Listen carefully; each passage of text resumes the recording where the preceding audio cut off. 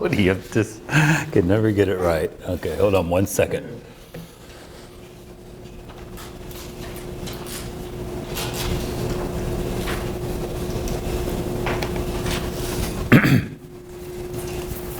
Never lose an opportunity of seeing anything beautiful. For beauty is God's handwriting, a wayside sacrament. See it in every fair face and every fair flower, and thank God for it as a cup of blessing. Now that phrase by Ralph Waldo Emerson can mean a lot of different things to a lot of different people.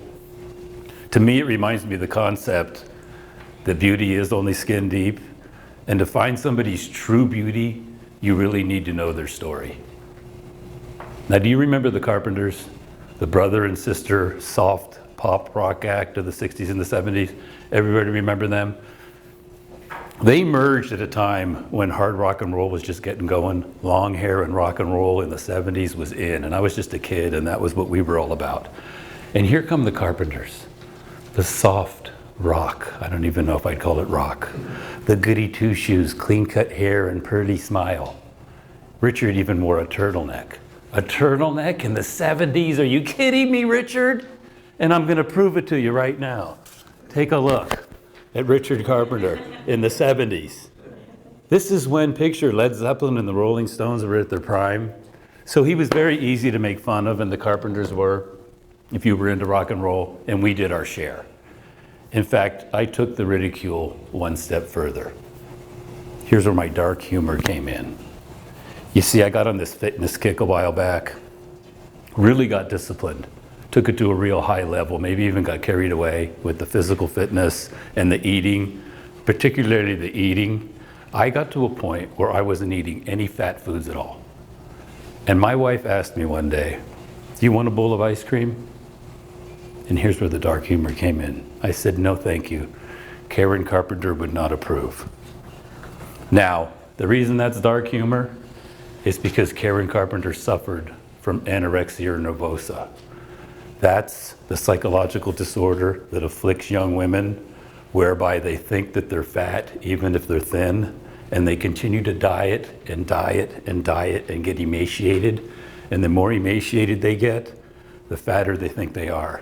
They look in the mirror and they can see themselves as fat.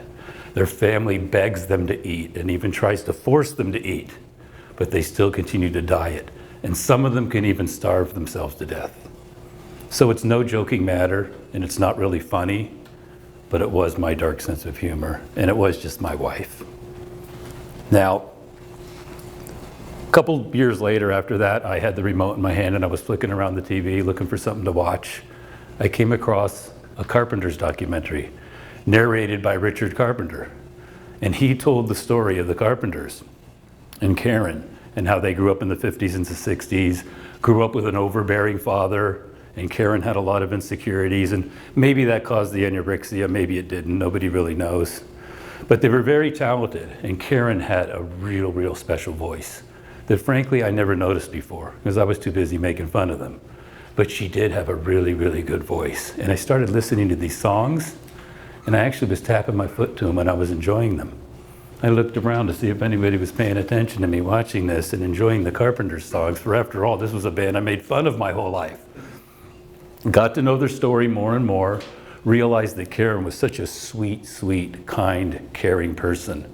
And she was so shy. She was actually the drummer in the Carpenters, and she would sing, and they encouraged her to be the front person, so they could really showcase her vocals. And she finally found the courage to do that. And when she did, is when they hit the scene and sold millions and millions of records. And I never look at the Carpenters the same again, because I know their story now. Now the dark humor thing, I still do it, because it's dark humor. But you know what? I also found out that Karen Carpenter had a dark sense of humor. So maybe she laughs when I say that. Each person has admirable qualities. Oftentimes they go overlooked or they're just hidden. So next time you're having negative thoughts about somebody, think about, do you really know their story? And maybe you do need to get to know their story. And if you do, maybe you could get a friend out of it. How many times have you thought of that nasty neighbor or that coworker that gets under your skin, the person you meet at a party and you can't stand, but then you get to know their story. And once you get to know their story, you find out that they're good people. Karen Carpenter had anorexia nervosa, and she died of the complications of anorexia nervosa at the age of 32. But I'm so glad that I got to know her story, because my perspective on the Carpenters completely changed, because I did get to know that story. So never lose an opportunity to see things with beauty. For beauty is God's handwriting, a wayside sacrament. See it in every fair face and every fair flower, and thank God for it as a cup of blessing. Oh.